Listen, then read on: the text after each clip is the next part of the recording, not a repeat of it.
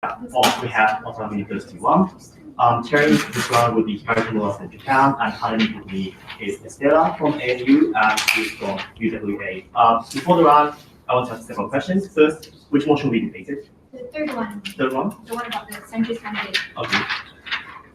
And what was the affirmative veto motion? The second one, right? The second one. Second one. Thank you. The first one. The first one. Okay. Speaker orders. Can I have the name of first speaker from what? Shari. Okay. Second. Danish. Danish. Please reply. Danish. Danish. And next one. Please begin first. Matt. Nat. Second. Grace. Grace. Please reply. Matt. Yeah. Okay. The final question. Does anyone want to clarify their privilege and anything else? No? None? Then start the debate. So we'd like to call upon the Prime Minister to open this debate here.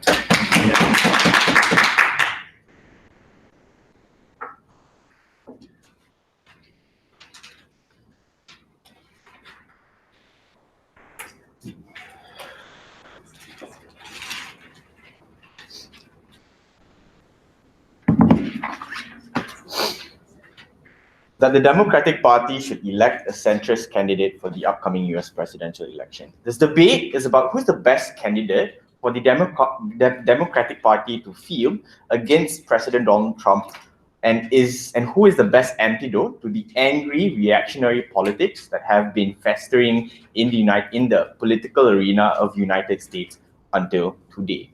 What is the status quo and what does it look like? Two things I want to point out in status quo. Firstly, President Donald Trump is president and is a bad president that is currently polarizing the voter base by pissing off the left firstly, and also doing a lot of nonsensical things and making a lot of nonsensical policy actions. The fact that he has been impeached, or rather he's in contention to be impeached for numerous violations he made in his past, for the subversion of the judiciary to escape these impeachments, and on top of that, the numerous very impulsive decisions to engage in very destructive trade wars, destructive to the US themselves, the US economy, means that he's a bad president for the US public. On top of that, he's also polarizing the left primarily because he's using a lot of arguments that seek to provoke the left rather than engage in discourse with the left. So this means that political discourse is also worsening, meaning the US public or the US public discourse is less able to reach a clear, clarified consensus as to what will advance the US polity as a whole. The second thing in status quo is that the left is represented by Democrats. And as a result of this, the Democrats are retaliating against Trump with a flurry of candidates that pose two problems. The first problem is that there are lots of Democratic candidates with far left policies, like Bernie Sanders, for example, that came up with a single-payer healthcare system. Elizabeth Warren with her 70% income tax on the wealthy. Andrew Yang with his universal basic income, for example. These are all impragmatic manifesto policies, and they also happen to gain a lot of popularity within the Democratic Party primaries. And because of this, a lot of people on the center-right refuse to listen to the people on the far left in the Democratic Party, especially because they can never win over the center-right voters who prioritize pragmatism. The second problem is that it has fractured Democrats because of the flurry of candidates. Because there's so many candidates, Democrats don't know which one to choose. They don't have a unifying factor that unifies them against the Republican Party. Therefore, Affirmative wants to propose that far left candidates are problematic, and as a result, we think a centrist politician will be more capable of running against Donald Trump. What is a centrist? Three things that we would like to identify as characteristic of what being a centrist means. Firstly, if you're a centrist politician, you don't subscribe to any particular political ideology. You don't identify as leftist or right-wing. So you would most likely identify as a more pragmatic center-left or center-right politician. So secondly, you also identify more as a pragmatist over your political ideologies, meaning you are more likely to identify or associate with real problems for the middle class. You talk more about things such as how you're going to finance your manifestos, for example. And thirdly, as a US centrist politician, you're also strong to the Constitution, and strong to the Constitution. You hold all these constitutional principles very strongly to your manifesto, and these three things are things that the general US public likes. And therefore, as a result of these three things, we think that the centrist politician is more able to consolidate the Democrats firstly, and secondly, win over the center-right voter base, who happens to make up 27% of the total US voter base in the United States of America. Who are the examples of centrist politicians? Talking about examples like Kamala Harris and Beto O'Rourke, for example. We think far left candidates are examples that I just pointed out at the start of my speech, like Bernie Sanders and whatnot. These are the candidates we don't want. We instead want Kamala Harris and Beto O'Rourke. I think that's pretty simple. My speech is split into two primary sections.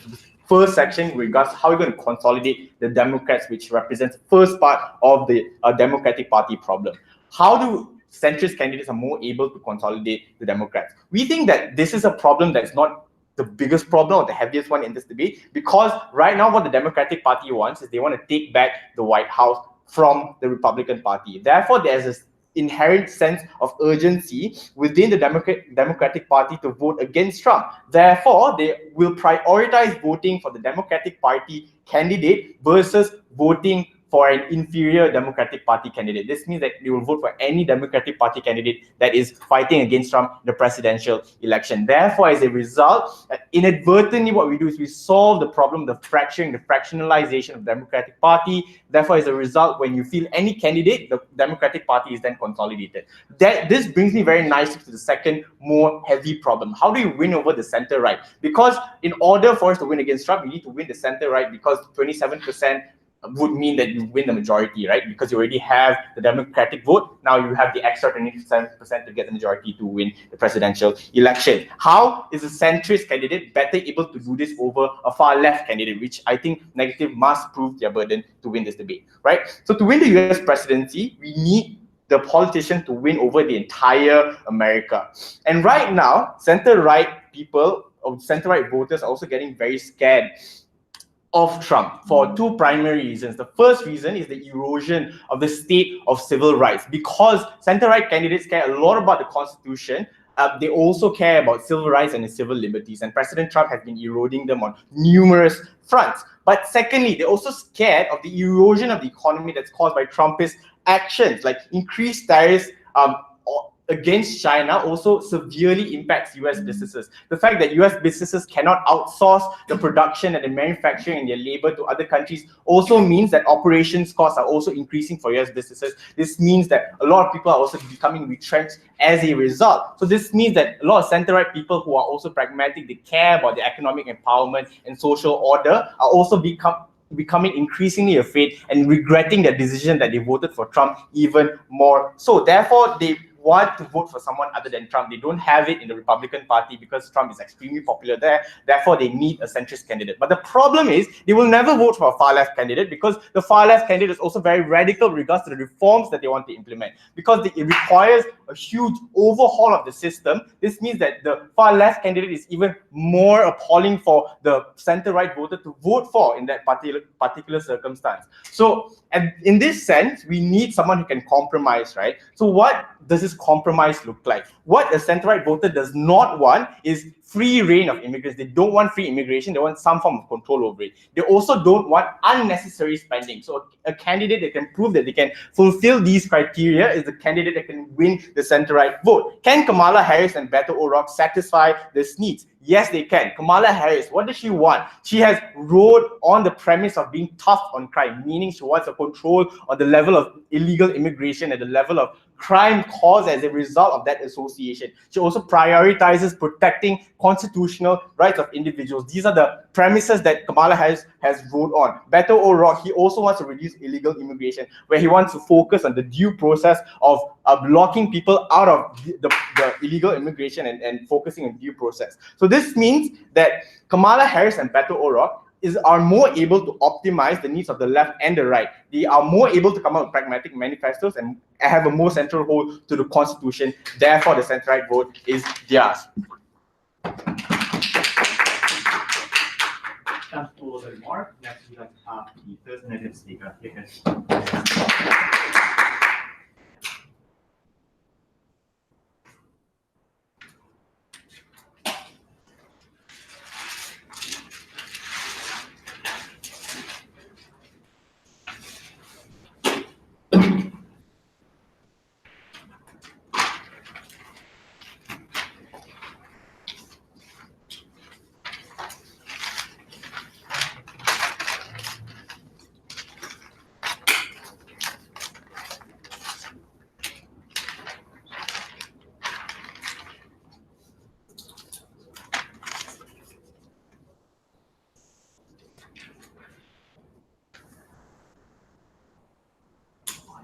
What exactly are the lessons that we've learned from 2016? We've learned that voters in America don't like establishment candidates. We've learned that they feel that the system is broken and doesn't work for them. We've learned that for lots of them, they find that centrism is a dog whistle for the continuation of policies that do not work for them and do not help them and their families. We say on our side of the house that centrist candidates are the kinds of candidates who continue to perpetuate that. But secondly, we would also say that these are not the sorts of candidates who are likely to win in the White House, and we contend that for Democrats who want to regain power in the White House and in the Senate and in the House of Representatives, we would say it is much better for them to try to elect a more far-left candidate than a centrist one. We're going to be bringing 3 points in this debate. Firstly, why we think progressive change is especially important for Democratic voters. Secondly, why we think that you get greater turnout when you run a far-left candidate. And then thirdly, why we think even if you manage to get a centrist candidate, and why we think you get a larger vote share running a far-left candidate on the comparative.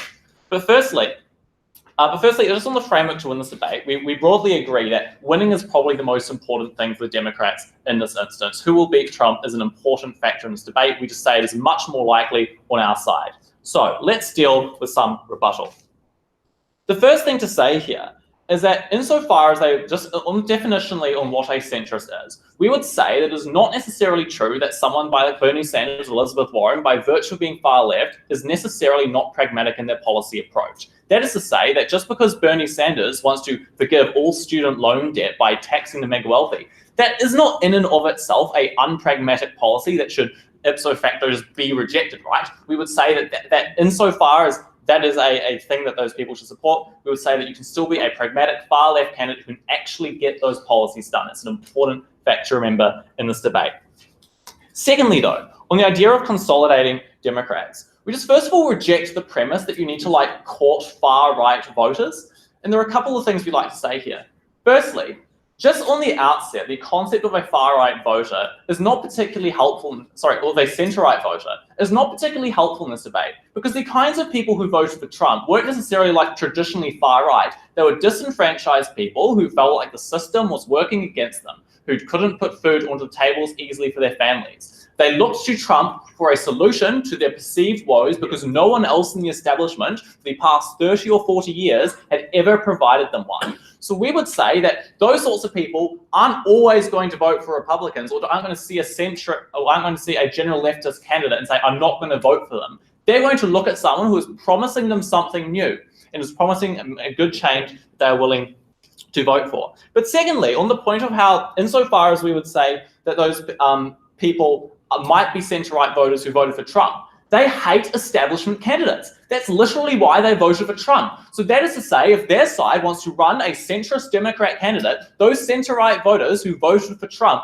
are not going to vote for their candidate because they view them as a figure in the establishment who has been working against them. They're going to reject that individual and go back to voting for Trump because at least they view he is the lesser of the two evils in that instance. Finally, on compromise, and actually the main benefit of their case is probably the idea of a centrist candidate can go into Congress and say, I'm ready to make compromise. But importantly, that might have been true 30 or 40 years ago, but as we've learned in the real politics of the past 5 or 10 years, the Republican Party is not interested in compromise. They've spent the entire past 4 or 5 years trying to repeal Obamacare and replace it with incredibly unpopular healthcare policy that no voters particularly wanted. Mitch McConnell, the Senate Majority Leader, literally said that he was willing to blockade President Obama and any leftist policy that would try to pass through. This was demonstrative of the fact that they're not interested in compromising. So you don't want someone who compromises, you want someone who can get a policy that is radical and will help people. So, on to our substantive. Firstly, we think progressive change is very important. I've already told you that we think voters don't want centrist policy. What current Democratic voters care about is things like their student loan payments. They care about the fact that when they need to take their child to the emergency department, that the bill is $5,000. They care about climate change action. All of these things are things that centrist candidates can never promise strong action on. Joe Biden isn't prepared to say that we should have a radical shift in the structure of the economy to deal with climate change. He isn't prepared to offer massive levels of support to those who are affected by student loan debt. For that reason, he doesn't represent what Democrat voters truly want. We would say two things here. Firstly, we think that people want those promises. Why? In a world in which the economy is improving and unemployment is low, these people still feel poorer. What that means is they want someone who's going to provide for them, and they're willing to vote for someone who can promise them lots. We would say a left-wing candidate is much better providing for that than a centre one. But secondly, we say that these are the kinds of things that people actually vote on, right? Because when a centrist candidate like Joe Biden comes up onto the stage in the debates and says, well, what I'm going to promise you is like some general airy-fairy compromise, you're much less likely to be wanting to come out and vote for that on the comparative, where you might see Bernie Sanders or Elizabeth Warren saying, you there, I'm going to eliminate all of your student loan debt and you will be debt-free for the rest of your life. That is a big promise that you can get in behind and you're willing to go and vote for because it actually means something to you. On their side, they can never get that sort of excitement built up. That sort of progressive change brings people out and is the sorts of things that these voters care about. We say that the Democratic Party, to get that sort of progressive change that their voters necessarily want, should therefore go ahead and have a far-left candidate. Secondly, on turnout, we would say that exciting policy, as I've just sort of alluded to, drives turnout. In this point, I want to say that one of the reasons that one of the ways in which the Democrats can win is by driving turnout of their core voters. We say there are three groups we'd like to talk about. Firstly, young people. They tend to be quite progressively economically progressive. These are the sorts of people that Bernie in 2016 brought out in absolute droves on an unprecedented scale because he was promising them progressive economic policy that they hadn't heard before. As a result, they voted in a much larger number than they ever had before. What that goes to show is that young people care about progressive economic policy and are incentivized to vote. On our side of the house, those people come out in the election and they vote for a Democrat and we get rid of Trump. On their side, those people aren't excited, they aren't engaged, they stay at home and they don't vote. Secondly, we would say that more traditional progressives, so unions that at the moment back Warren and Sanders, have generally well-established grassroots activist networks. They're really good at door knocking. They already have well-established unions. These are the sorts of groups that are likely to support a more left-wing candidate as they have in the past than they would a centrist one. But finally, we would say that minorities who make up a very large proportion of the Democrat base, centrists often don't propose the actual policies to improve their quality of life.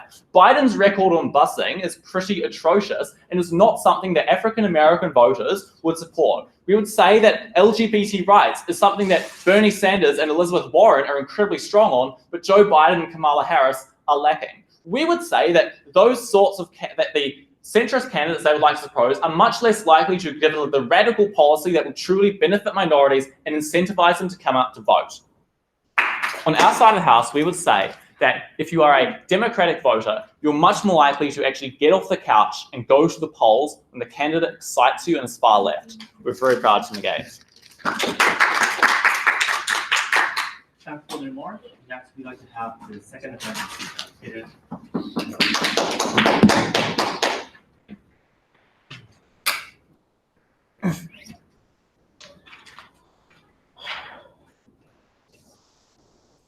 When Donald Trump proposed an insane and exciting policy on his views to curb the problem of immigration, he promised a wall and he was eventually elected. The problem that he then faced was the fact that Senate and Congress consisted of a diverse pool of people who may or may not necessarily agree with his promised policy. That is why 4 years into his presidency, there is something that still cannot be accomplished. And this is the definition I think that is extremely important to recognize when we discuss the idea of pragmatism. While it is true that policies such as taxing the wealth at 70% or creating climate change policies that can impact the country as a whole, we must also talk about the fact that whether or not these policies have an opportunity to be passed and impact these individuals, which I think is largely unsuccessful. The greatest policies that have passed ever since the Obama administration or current Trump administration is policies or policies that have pandered to across all of the generations of America. So I think this idea or this premise that just because someone can promise an exciting policy or promise a policy that in theory can be done, realistically, like the speaker who spoke before me talked to you about heavily on, it's just unlikely to happen. Or if it's likely to happen, there was no analysis coming from the speaker before me on why it should. Second premise that I think is important to debunk is this idea of a compromising centrist. What we argued to you was a centrist is not someone who generalizes the problems of the people or that cannot promise things. A centrist is one who stands very clear principally on what it means to be within that spectrum. It means that you care about the Constitution. It means that you care about being tough on crime. So like Kamala Harris, I think, focuses extremely heavily on solving the problems of immigration in a way that she knows will be successful. Rather than focusing on locking immigrants out, she focuses on things like how you can ensure immigrants that come in will follow due process, right? So I think these are things that have largely been successful. That's why she was elected as a Senate at an extremely young age. That's why people like Beto O'Rourke, who lost by only 3% in a red state like Texas, because people believe in these policies that have the opportunity of succeeding. So I think the premise that a centrist is compromising or a centrist cannot solve these problems are very convenient to the side of affirmative. That is why we don't endorse people like Joe Biden, right? So I have one argument for you today, which is how we recalibrate the political lobbying in the United States of America. Because I think another issue that they talk a lot about, which is increasing voter turnout or increasing excitement against within the Democratic community, largely ignores the fact that enormous stumbling blocks that the Democratic candidates or the Democratic party faces, right? Like, for example, gerrymandering, or the fact that corporations don't give them airtime, or corporations are less likely to lobby for Democratic candidates that are extremely far left. All of these things hamper the opportunity for you to increase that turnout. So even if you have an extremely likable, charismatic candidate, like for example, Elizabeth Warren or Andrew Yang, the reason why they're still at 1% of the polls, or the reason why a lot of poor people who are willing to accept these policies don't hear of these people, because they are not endorsed, because they don't have the opportunities to show and market their capacity to these individuals. While it's regrettable and we are sad that it happens, but accepting that the fact that this happens, what is the best alternatives for these people, right? So what does recalibrating political lobbying means? It means in America, where political lobbying impacts election, we would want a lobbying to benefit the DNC candidate. What it looks like is this, where corporations are constantly afraid or spooked against current existing candidates like Elizabeth Warren, who wants to tax them at 70%. They don't give them airtime. They don't lobby or they don't donate to their political campaigns. So they ensure that these people who cannot be part of the Democratic National the DNC's debate, because they have not reached a cap in funding. These are people that unfortunately will not have the opportunity to market these issues against the general public of people, right? So it's unlikely for you to gain this high excitement level that you're talking about. It's unlikely for you to have this premise where you increase voter turnout when they're unaware of these people. That's why Elizabeth Warren, even though promoting such an exciting policy, is still very far beyond the polls, right? As opposed to someone who like Joe Biden, who's famous because he has previously been vice president. Why is this argument important, right? Because external factors, like I told you previously, are against the DNC. For example, gerrymandering in various amounts of states is still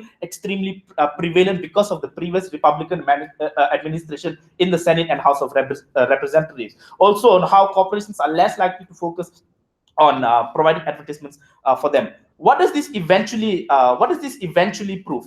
It means several things. The first thing it proves is that lobbying is extremely important, because recognizing candidates who have a large backing from not only donations but also have a large backing from the fact that they are constantly present, whether in advertisements, whether in Facebook, whether in any opportunities to show off their policies, regardless of what political spectrum they are from, most likely achieve the most amount of excitement or the most amount of recognition. Because the way that American people vote right now, recognizing current context, is that they are afraid of anyone who inherits the Trump administration should he loses. Do they want a person who's going to inherit the Trump administration to propose policies that hurt the economy even more, that may not necessarily revolve around policies that can be passed? Or do they want a candidate who who comes in from Trump and who consolidates the problems of the people. Because I think as of now, the biggest reason or opposition against Trump, like as mentioned by Sharon,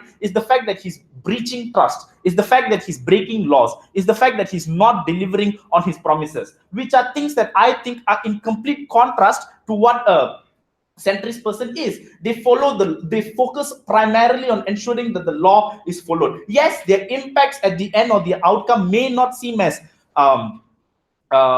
exciting as a person who is a far left person, but it's something that can definitely occur or is most likely to occur, and therefore pander towards these individuals as a whole. So this proves why recalibrating the political lobbying likely benefits the candidate and in the eyes of the DNC. Finally, I want to talk to you about how the fracturing is the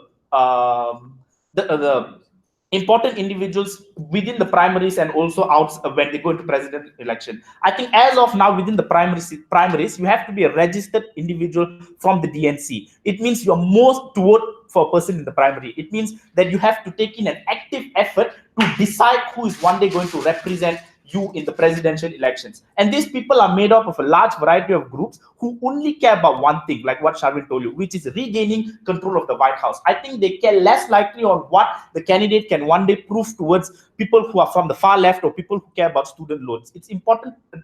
These are individuals who focus primarily on the most pragmatic outlook on how they can ensure their candidate will one day win. When it comes to the presidential elections, while it is true, some on their premise that what a center-right looks like, I think a person from a center-right is more concerned about an individual who does not subscribe to extreme far-left policies that will hurt their businesses as a whole. Because a center-right is a person who heavily looks into how the law can impact their life in America. A center-right is someone who thinks heavily about a candidate who will one day ensure that his taxes will rise. Any person who sits on a podium who is an alternative to Trump because he has broken law is a person that will be voted in by these individuals. For those reasons, very proud to be on. Thanks for the remark. Next, we have the second major speaker here.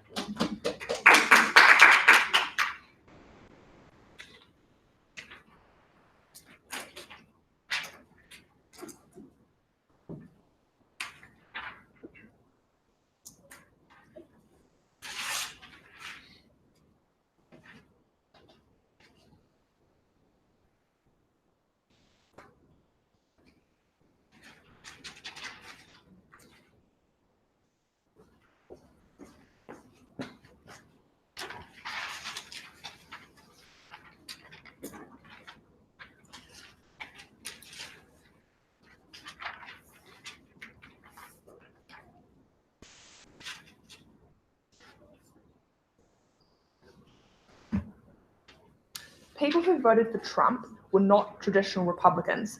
Traditional Republicans, Federalists, people who believe in the Constitution, oppose Trump. In fact, they feel like they're being pushed out of the Republican Party by Trump's popularity.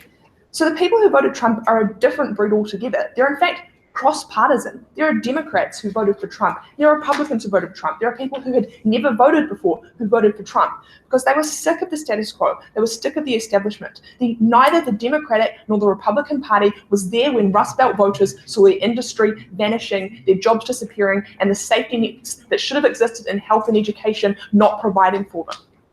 And so for those people who felt let down by the establishment, such that they voted for someone who many of them disliked and found repulsive for his personal life, to serve those people another bowl of establishment salad, or establishment but it's a former prosecutor from California, or establishment but it's Biden, does absolutely nothing to address their concerns and is in fact just an attempt to try and relive the glory days that the Clinton Foundation might not want to have back. Okay, a few things in the speech. Firstly, a split on how supporting progressive candidates future-proofs the Democratic Party. A discussion of progressives and why we think that they are better than the alternative. Then a look at centrist candidates, and finally look at the centre-right. Onto that split. In the split, I'm going to prove to you that this kind of picking a progressive candidate future-proofs the Democratic Party for future elections. The reason that matters is presuming the Democratic Party would like to be in power more than once in the next 50 years, and this will allow them to do that. Society is becoming more progressive over time, and if you do not buy that, you can probably buy that people who consider themselves left-wing or who consider themselves democratic are becoming increasingly progressive over time. Stances that are mainstream today, like supporting gay marriage, were 10 or 15 years ago difficult positions for a politician to take publicly. People like who are now on the mainstream in politics, who've had those views, had them 30 years ago, like Biden, but that was seen as incredibly radical. The reason that's happening is probably like the internet, and people have access to more ideas than they had previously, and they have exposure to more people who they're able to develop empathy with, minority groups they might have otherwise. If you're on the far right, maybe you think it's because the mainstream media and Hollywood are concluding to feed you liberal theories.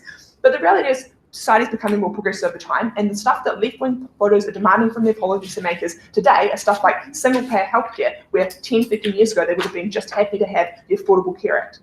What that means for the Democratic Party is that in 2028 or in 2036, they will have to be having those left-wing, far-left progressive policy positions to have any chance of engaging their voter base. The solution then to that problem that exists in the future is to go left now. Why is that? A few things. Firstly, on authenticity. If you've held a stance for a longer period of time, then people believe that it is truly your belief. Voters love Bernie Sanders because they feel that because he's had the left-wing positions he has had for 20 years, they can really trust him to enact those policies if they vote him in. So they trust him and they believe in that authenticity. But also, even separate adjustability on voters, as the Democratic Party, if you support and encourage far-left candidates now, that allows you to develop and grow those candidates, right?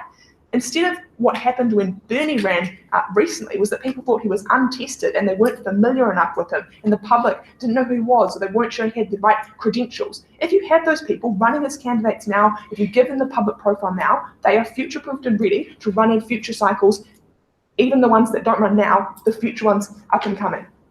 So that's important too. It's also important if there's going to have to be your policy platform going forward to get that policy platform out there now, get people acclimatized to it, get people used to it. So there's a bunch of benefits from putting that stance that will be required in future on the table now. The reason that's important and important material in this debate, because the Democratic Party shouldn't care about just this election, but also future ones. We say going progressive now gives you a significantly better chance of winning in future, and we would like a response to this way that we are able to win from the affirmative side of the House. Right. On to progressives, we had two key benefits here. We firstly said that in the status quo where massive distrust exists of traditional structures around health, around education, around economics, exciting policy which fundamentally challenges those institutions is the policy that will get people excited and will get them out to vote. We said that on Turnout, there are minority groups that the Democratic relies on as core voting bases who simply cannot have their needs met and do not feel adequately heard by mainstream centrists who promise to just alter those establishment structures around the edges. If you're a mother who feels like she's terrified of her African-American sons being out on the streets, someone who offers to marginally change the legal system or marginally change policing doesn't provide you with the sense of family, sense of safety that you want for your family that will get you out to vote. On gerrymandering, which is a response we heard to Turnout, we would say that gerrymandering is a problem in areas which are traditionally held by Republicans. And while that represents an obstacle, it represents an obstacle for both sides of the House, and therefore is a wash in that sense. But we would say you still need to win in democratically held areas where gerrymandering is not a problem for the Democrats because they are the ones who have gerrymandered, and in those, left-wing candidates get you increased turnout. On wealth then, because what we heard from Second Affirmative was that all the money and all the lobby groups is in centrist Democratic hands. We would say that that's just an assertion, right? There are people who are wealthy and hold far left positions. For example, large amounts of money in Democratic politics is in the hands of people who are like Jay-Z and Beyonce, who are massive Democratic donors and stand against police brutality. In fact, it's one of Beyonce's key aesthetics in her music, right? So there are voters there are wealthy people who have the donation and the will to vote for progressive causes. On lobby groups, we'd say that's also true for them too, right? The ACLU, the American Civil Liberties Union, is far left, is incredibly progressive. All the activist groups who are currently visiting immigrant detention centres are progressive, far left groups. Planned Parenthood is a far left group. Those existing lobby groups exist for progressive policy. We will not immediately turn them off. We say that is simply asserted from their side of the House. Right. On to policy then, because what the main contention we've had from this side of the House was that centrists are better able to be pragmatic and get policy across the line. The thing is, pragmatism is not in fact an ideological stance that you take.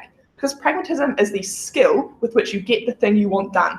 Progressives want a certain thing done, that's fine. The way they do it is a skill in of itself. It's stuff like offering concessions on other fields for something that that person cares about in order to get your policy across the line. Simply the interpersonal skills that allow you to convince people to sit down for a meeting with you if they're from the other side of the house, and to listen and make them feel heard and convince them and persuade them that this can work for them too and they can sell it in their district to their voters. That is a skill that we say centrists or progressives could have, and we would rather have a progressive in the White House using that skill. They will equally be able to get policy because pragmatism is not exclusively the skill of centrists. On centrists, we say that they can equally be unpragmatic, they can equally be ideologues. Unclear from this side of the house whether they cared about that, because at second they said that centrists were deeply principled, and at first they said they were not ideological. So we would say that pragmatism, which matters for policy, can exist on both sides of the house. On to the centre-right part of this debate. The first point we would say here is it is not needed for us to win the White House as Democrats to win over centre-right voters, right? Because America has a first-past-the-post system where you can win the White House and have a majority in the House and Senate without convincing every single person in the country to vote for you. So it's not necessary for us to win over convinced right-wing voters to win the Democratic presidency. But we would also say that, as we've already said, the kinds of voters who are they have called centre-right are Trump swing voters who just hate the establishment and who will never get to vote for us by offering them more of the same thing. Happy to negate. Thanks for the remark. Next, we have the third speaker.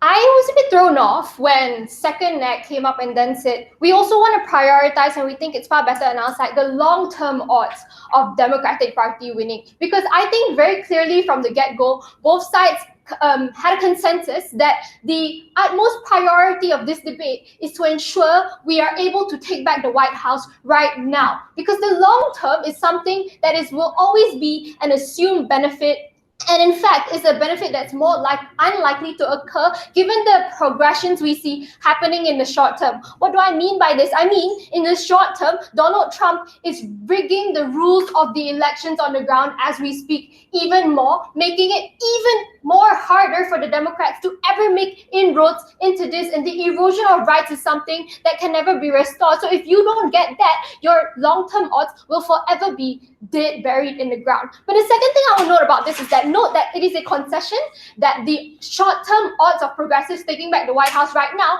are not as great as they earlier claimed, right? So what I'll do in this speech is I'll break down this debate on a few levels, mainly three. I'll first break down the appeal of centrism and respond to all of them saying that, oh no, the anti-establishment power means that appeal of centrism is not going to happen. Then I'll take down their largest benefit, which is turnout of specifically the liberal voters on the left, because I think that is kind of unresponsive to a lot of the things that we talked about. And then I'll talk to you about how when we get into the White House, the odds of that are still really much better on our side. But before that, right, let me just re-clarify that I think they tried to tell us that being a centrist means that you will always uphold things as they are. You always propose status quo. You want to keep things the same. I don't think that this is specifically true, because as we told you, being a centrist really just means you want to not make such radical extreme changes. It means you can still make small changes that are in line with the current way things are, that still protect the Constitution in meaningful ways. What do I mean by this? And a huge example is like Kamala Harris, who is a centrist bastion in the Democrat side, right? She actually instituted body cams, not because it was a huge radical thing that upended the way things worked in America, but because this protected the constitutional rights of the public. Those are small things that are actually not so small that centrists can still and are more likely to do on our side. So then we tell you, right, that they say basically if you're on the left, if you're a radical on the left and anti-establishment, you need to get those policies out there because they are better policies, right? So you need to get them out more now because it'll be better for the primaries and then the presidential election later on. And that's a huge benefit on their side. But I think that they overestimate how important policies are actually in American politics. Because if you look at it right now, like, an overemphasis on policies is actually what got Trump elected in the first place. Look at Hillary Clinton. She had a lot more sound policies than Donald Trump, but people simply did not care because politics and elections are oftentimes are full of emotions that cloud facts and judgments on the ground. Therefore, even when Donald Trump had an actual plan to build a wall, people actually gave him benefit of the doubt and didn't take his plans for the wall literally, and that still played on his side. The conclusion to this, what it means is that optics are more important than policies in American politics. And the optics of being a far left candidate is not going to be palatable to the people on the ground because of reasons we've seen also. And the second thing to say about this is that they're like, oh, people want new, they want a fresh change. I think that is unresponsive to the way things have worked out right now. Because if you look at it actually, Trump is now the establishment. So in fact, I think anybody who opposes the establishment of Trump is technically anti-establishment in that way. But also, if you look at how things have gone on under Trump, people have already seen that when politicians advocate some not well thought out radical policies, that is not good. I don't think a lot of people on the ground are happy to see people being thrown in concentration camps, are happy to be stirring up war with Iran or being in trade wars with China with increasing tariffs that hurt them. All of this means people are getting more and more afraid of radical ideas because they don't know how those things will play out. In fact, the nostalgia often comes back for us to go back to a time in which we actually honored the Constitution, impeachment proceedings, those sorts of things, when the White House was a respected position of authority. Then they told us something about how the appeal of progressivism, will always increase over time. I think this is extremely taken for granted because even if you look at the past election, the pushback against PC culture, like I said, it is what got the Republicans the White House in the first place, even though they had Trump. So to say that the general population will always grow progressive over time is extremely ignorant to the way things are right now. Even with the rollback on civil rights issues, it actually disproves that point. And the reason why, the structural reason why, is because we are losing power over things like ads, over political discourse. Polarization is increasing, right? So maybe on one side, the progressive will get more progressive, but we also think conservatives are getting more conservative. We need a force to unify that and to reconcile that and not drive the wedge even further in. The next thing I'll talk about then is turnout, because they think it's so important. To a certain extent, I'll break this down into a few levels, right? For the liberal voters, they try to tell us that we don't need the center right because it's a first past the post system in America. So as long as you get the most, then yeah. So, but then again, banking on getting the maximum amount of liberal turnout. So I think if it's the first past the post, then it's about who gets the marginal more votes, right? So I think you then only focusing on the liberal vote is something that's not so smart to begin with. Because firstly, I think we told you already, the stakes right now today are so high that it's probable that liberal voters will vote for whoever is on the Democratic ticket anyway, just because they want to see an end to Trump. So I'm not sure that it's mutually exclusive to their side that liberals will turn out, because I think the concentration camps and all of those things are already a reason for you to turn out, even if you don't love the Democratic Republic candidate. But even if they exclusively turn out only on their side, I'm not sure what that is worth. Because if you look at the way politics is rigged against the Democrats with a huge amount of gerrymandering, voter exclusion laws, all of those things mean to discredit the impact of the Democratic vote onto the outcomes of the election, which already tells you why it is so much more important for us to reach across the aisle and get the votes of the center-right and the right-wing parties. Now, what they told us was that traditional Republicans are not the ones who voted for Trump, but in fact, a lot of them were, because they held on to party politics and they wanted to just vote Republican no matter what, right? So I still think that this is an important group to look at. But even if that were the case and they were right, I think if you put a centrist there, given that this person will then stand in opposition to Trump, I think all these traditional Republicans, which are still probably quite a significant in number and political clout, are going to then vote for a centrist whom they see represents actually Republican values more than Trump does, and that is going to give us another voter base that is very significant in this election too. But then talking about the center-right people or the right-wing people, I think they are scared of Trump and what he has brought to the table. And I think if you field a Democratic candidate that is also extreme, that also can only surmise and not guarantee impacts because they're trying to do something extreme, that actually turns off people more. They don't get enough votes. So ultimately, if you look at the metrics, only we fulfill that benchmark, only we take back the White House. We are very proud to affirm. Thanks for the remark. Next, we'd like to have the third negative speaker. Yep.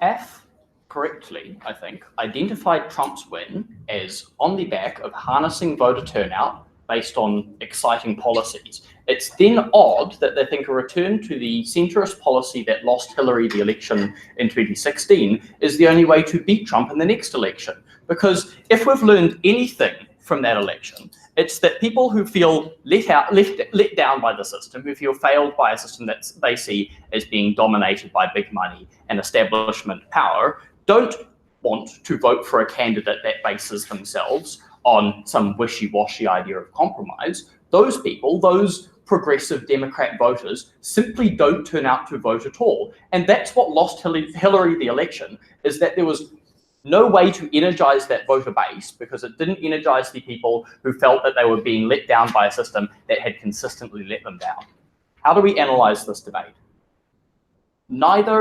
I'm going to establish this in the speech, neither of the teams gets the true Republicans because Republicans brand themselves on the basis of their ability to oppose Democratic candidates. So we care about left-wing voters and we care about swing voters. So the way that we analyze this debate is in two parts. First of all, how do we harness those DNC voters and how do we harness those voters that are particularly let down by the system at the moment? And then secondly, should we even care about centre-right voters? Why don't they get those centre-right voters? So those 2 points. In terms of that first point about harnessing the DNC voters, the first thing that I want to say on this is that we reject the premise that on the F that all DNC voters are always going to turn out to vote against Trump as soon as the election happens, because that's not just the option that they have between Trump and a Democratic candidate. They can also choose to not vote. And that's not a crazy thing to happen. We can see that that happened with a lot of the people who supported Bernie in the primaries, decided to not turn out to vote in the actual elections because they felt that Hillary was just more of the same,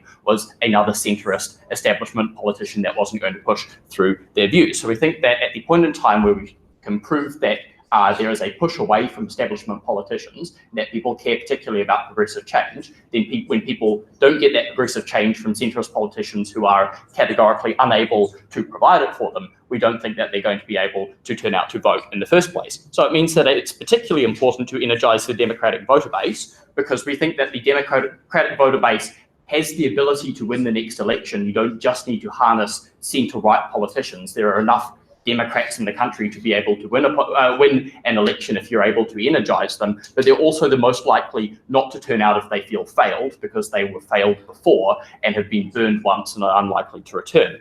So, two things to note on this point. First of all, there is a strong desire, and this has remained reasonably unchallenged on that side of the House, for progressive change as was identified in our first speaker. And that kind of progressive change is both urgent and progressive because it's the sort of things that are immediately impacting people's lives. It looks like people in the Rust Belt who are losing their jobs because of free markets and global trade. It's the kind of things that left-wing protectionist policy would be able to prevent, but the left hasn't been willing to do that because they've gone down the line that we should be making compromise, that we should be, harnessing those lobby groups, harnessing that big business. That's the kind of thing that turns off those policies.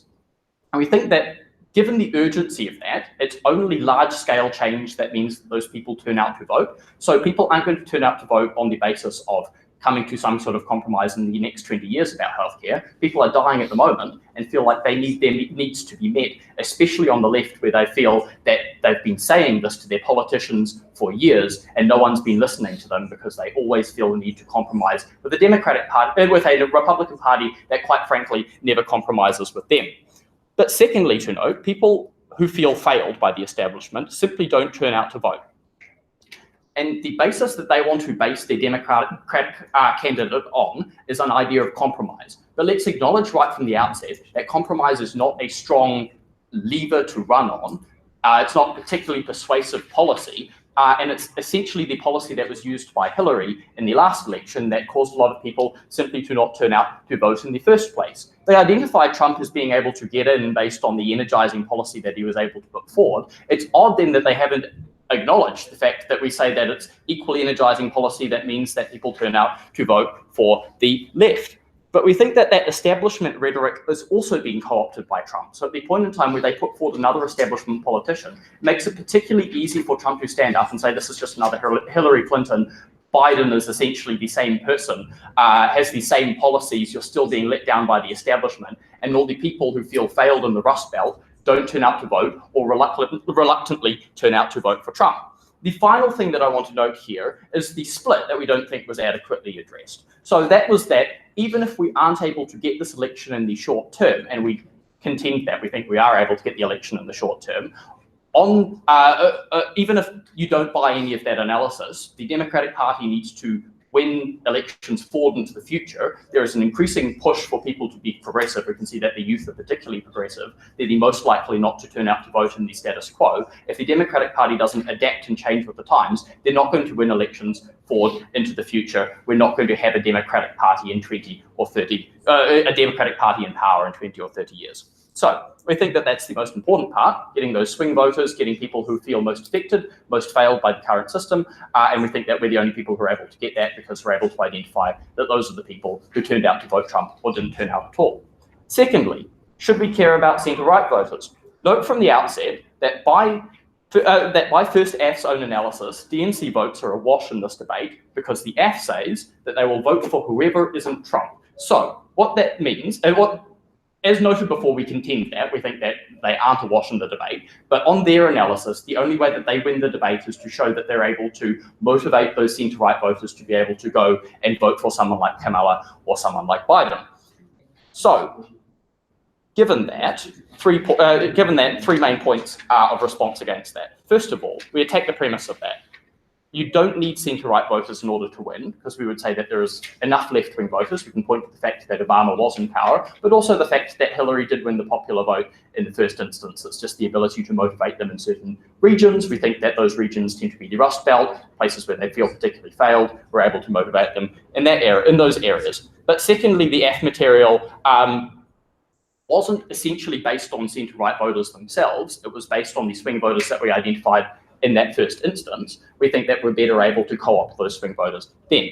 The second line of response is that the AF doesn't capture centre-right voters anyway, because people who vote for the right brand themselves on voting against the DNC, and there's a stigma around voting for DNC voters. So people who vote on the right have spent years trying to get Biden out of power. They've spent years trying to get people like Obama out of power. It is very unlikely that in one election they switch and change. There is a rhetoric in the Republican Party of no compromise with the Democratic Party that was identified from my first speaker, and Mitch McConnell's refusal to budge in terms of healthcare, we think that that flows on to their voters. Those voters are never likely to make any kind of meaningful change. Our final line of analysis is responding to their split. So co-opting lobby power is particularly harmful because left-wing voters don't vote for the establishment politicians, but co-opting lobby power buys especially into that establishment rhetoric because essentially you're getting big money on board and people don't like that. And we can see that before in the previous election. We think that that depresses those voters. The only way that we can win is to get those left-wing voters, those swing voters. We're the only side that's able to do that. Thank you. Thanks for the remark. Next, we have to make the comment.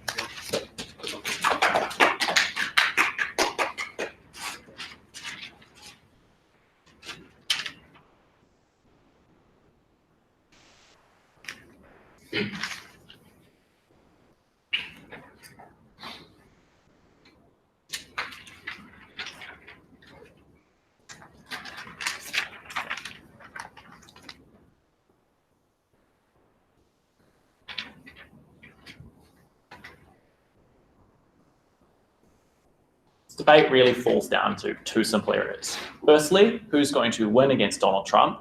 And secondly, presuming that whoever's candidate that we support wins, what sort of policies will they be able to introduce, and will they be able to get them into law? So firstly, on winning, we would say that there were three groups that we want to talk about in this debate, and three ways that you could win. Firstly, you could encourage your base to turn out and vote for you. Secondly, you could win swing voters who sit in the middle. Or thirdly, you could try to win over the right. Let's go over these in turn. Firstly, on winning the base, which is where we thought a majority of this debate fell down to. Just as a side note before we go into this, insofar as gerrymandering was considered in this debate, we say it is majority an issue in Republican areas which Democrats were unlikely to ever win in the first instance, so probably are irrelevant in this debate. But secondly, insofar as they want to contest that they are relevant, they are equally a problem for their side of the house, so shouldn't have a weight in your decision in this debate. So let's talk about turnout. When you want to win the Democratic base, you want your voters to actually get off the couch and go to the polls and vote for you. Their sole contention to all of the material we brought you about turnout was, it's fine because Democrats will come out and vote for whoever you put onto the ticket. But that was never true, right? Because I told you in my speech, and then Connor told you again in his, that there is a third option. You just don't go out to vote because you feel that you have another useless establishment candidate who isn't going to do anything for you, who isn't going to make your life better, so you just don't care and you won't vote. Lots of Bernie voters who were really excited about him in the 2016 primaries went out to just sit at the polls and to sit at home and not vote at all because they felt they weren't represented and that Hillary was just another establishment person who wasn't going to help them. We say that on our side, you are much more likely to get people excited for all the mechanisms we talked about in this debate, about door knocking, about far left policy being really exciting to people because it deals with their issues. All of those sorts of things are reasons that they will come out. We say that we win turnout there. Secondly, on swings, we told you that the sort of swing voters in this debate are the kinds of people who voted for Trump, right? These sorts of people who are sick of establishment candidates and are therefore unlikely to vote for whatever centrist ACT decides to put forward to them. In that respect, we would say that if they put forward a centrist candidate, they will always vote for Trump. But on our side, when you put forward a far left candidate who promises real change, they are more likely to vote for our candidate than they are for Trump. We say that you get a better outcome on our side there. Finally, on the centre-right, we say that Third Act did a bit of a disservice here because A, we say that we just don't need those we don't need centre-right voters in this debate anyway. But secondly, at Third Act, we heard that traditional Republicans voted for Trump even though they didn't really like him. But what that meant is that presumably they were going to vote for a Republican candidate purely because they were Republican. That means you're trying to court centre-right voters who are going to vote for Trump anyway. That is pointless in this system. You're much better to go off to someone who's off to the left. But secondly, let's talk about policy.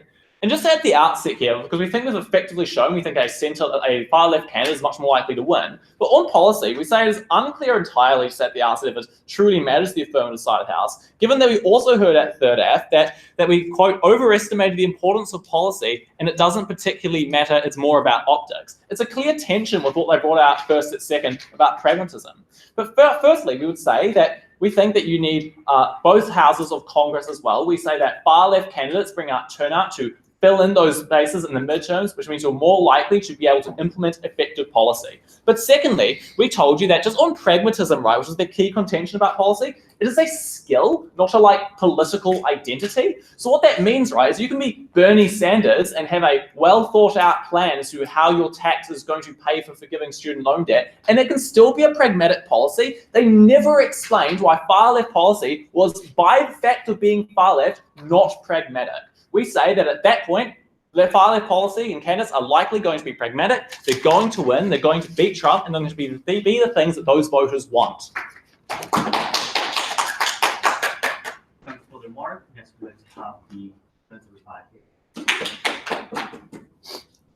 The thing is, negative has not been sensitive to the change in context that has happened in US politics. Back then, when Hillary went up against Donald Trump, and then was after a string of very centrist presidents, people were indeed bored and they wanted something fresh. So therefore, they voted for Trump, a billionaire who owns a conglomerate, for example.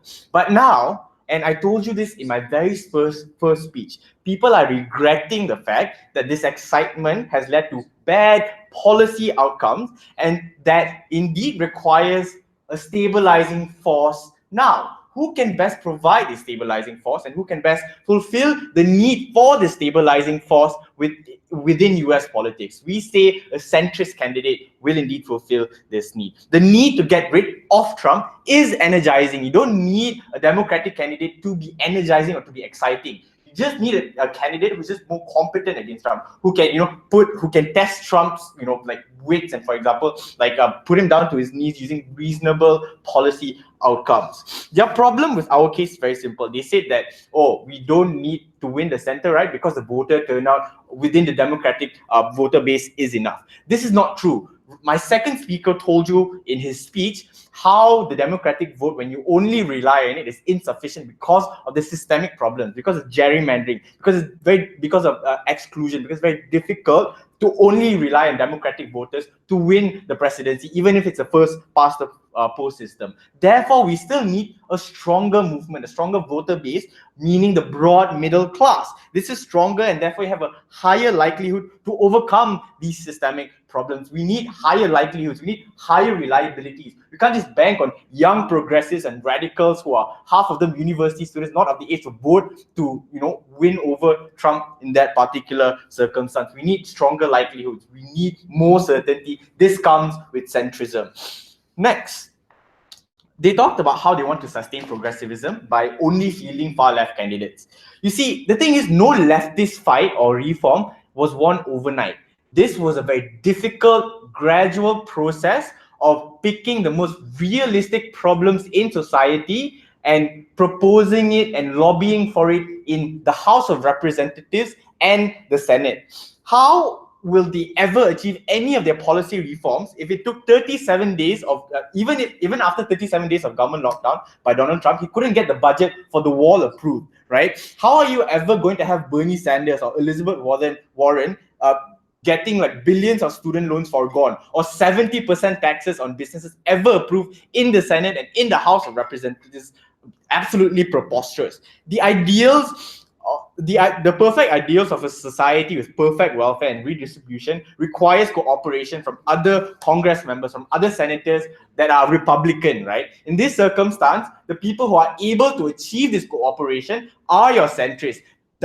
Are your centrists like Kamala Harris, for example, because Kamala Harris picks the most realistic manifestos. She bases her manifestos on the experiences of the people on the ground. The fact that she's tough on crime means she understands that center-right people acknowledge the fact that they have high crime rates in the neighborhoods. The fact that she wants reforms for immigration centers, have soaps and toothpaste there, for example, are very reasonable things to ask of Kamala Harris. It makes sense. It's very easy for her to get cooperation in the Senate and in the House of Representatives. Contrast that to their knee-jerk sweeping reforms that Bernie Sanders and Elizabeth Warren wants to implement, which are unrealistic, like 70% tax, single pay system.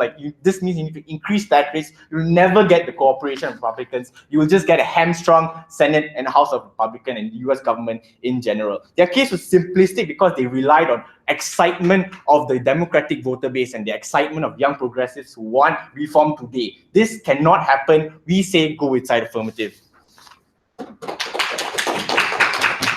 thanks for the remarks, thanks for speakers for the speech. Thank you. Outside the room for this. Thank you very much. Well done.